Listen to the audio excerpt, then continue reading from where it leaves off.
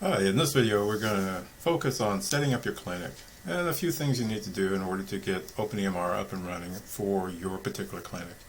If you notice on the left over here, you can see where it says your clinic name. So you can see this is somewhat of a new install of OpenEMR.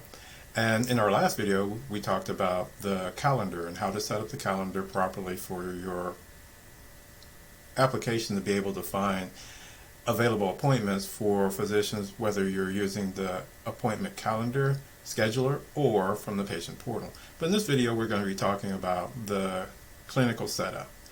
So when you have a new install, you want to go to administration. Now this is version 6.0.0 with patch 4 install. If you're on version 6.1, it's still going to be very similar to this here. It just won't say administration anymore, it says admin, but you still go to the same location. So when you go to practice, you notice that it says your clinic name here. That's the default that's put in the system when you first bring it up. One of the things you want to do is go to administration, practice settings. From here you can see that you have pharmacies that you can enter into the system, insurance companies. Now, I get asked this question a lot, can you bulk upload insurance companies? Well, there's really no way to bulk upload insurance companies, but they can be done on the fly from the patient's chart. Because when you go to the patient's chart, and let's just pick one of our patients here, and if you go into the demographics and you have insurance enabled, you can see you have this tab here. So you have the add search feature in the insurance. So here you don't have to do them from that interface. You can do them over there if you want to do them all at once. And let's say you only have 5 or 6 to enter, you can enter them all in there. Or you can do them on the fly here, where you click new search. And if it's not in there, then you just want to go save as new.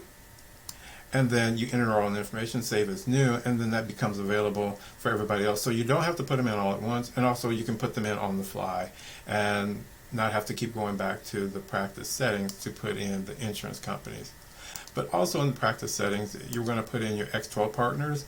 As you can see, I have Availity in here. That's one of the common X12 partners or 837 partners that you have in the system. Under Availity, these are kind of the normal settings that you would see. And of course, talk to Availity, get your login information from them. And of course, you do have to have an account with them. I'm not for sure if Availity is free or not, but this is what a general setup of that's going to look like.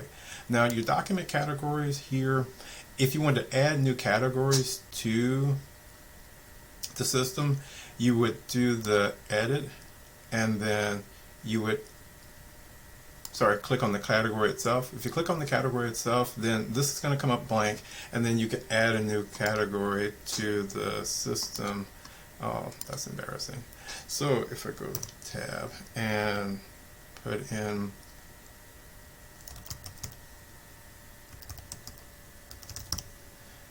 don't have to put any value down here, and yes, it's telling me I have it spelled wrong. What do I have spelled wrong? There we go, spelled it right. And then save category.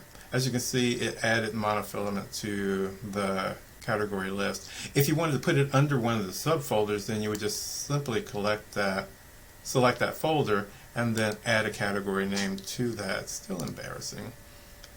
And let's go category name, and let's call it, let's call that phrase. And now you can see underneath here I have monofilament and x-rays. So that's how we do the document categories if you want to expand them or add to them. And of course you can delete them as well. You don't have to keep them there. If you want to get rid of them, just simply select delete and it goes away.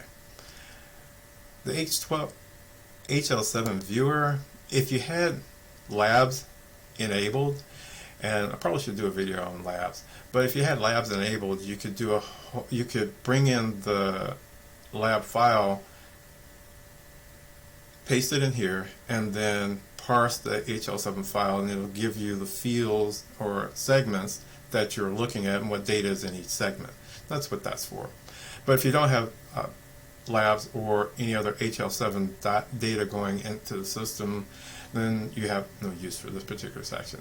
Now, one of the other things you can do as far as when you go to clinic and you want to go to practice, not practices, you want to go clinic and then facilities.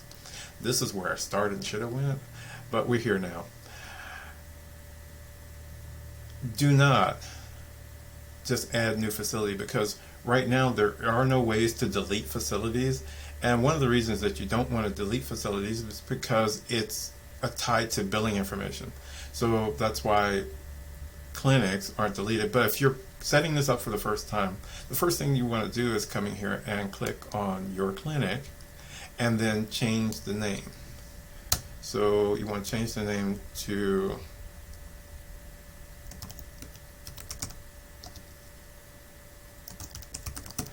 whatever your clinic name is, and then put in your phone numbers and all the other pertinent information, and you want to accept billing assignments, and this is the primary business entity, especially if it's the first one that you're putting in. Of course, put in all your other information that is pertinent into the system as far as taxonomies and other things you may need. If you're outside of the US, then you may not need to put those in. So go ahead and click Save, and you notice it updated to Iden Medical. Now, of course, if I have more than one facility, then at this point I would select Add New Facility and then fill out the pertinent information for that new facility. So those are the two major things as far as setting up your practice side of OpenEMR.